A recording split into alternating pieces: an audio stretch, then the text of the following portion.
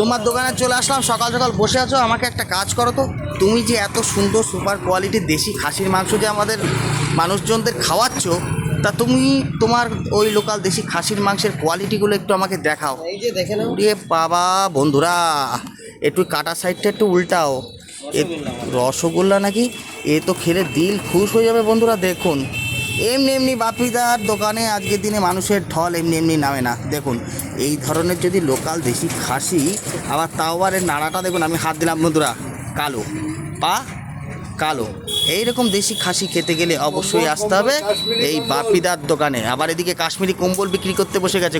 এই যে উড়িয়ে বাবা, এটা নাকি কাশ্মীরি কম্বল। দেখুন বন্ধুরা, এই হচ্ছে দেশি খাসির একদম মাখন। আর এই যে দেখুন বাবা, থলথল করছে। কিলো সাইজের? 25 কিলো সাইজের দেশি খাসি, একদম দেশি তো? একদম দেশি। ওহো বন্ধুরা, সত্যি দারুণ। মাথা খারাপ করা মতো মাংস লাগলে অবশ্যই চলে আসবেন বনগাঁ মতিগঞ্জ পেট্রোল পাম্পের পাশে।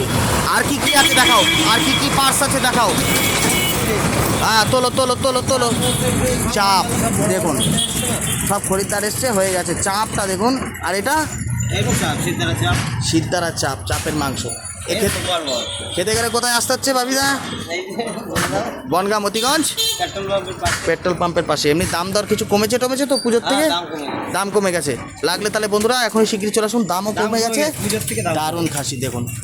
ও রাখো রাখো রাখো।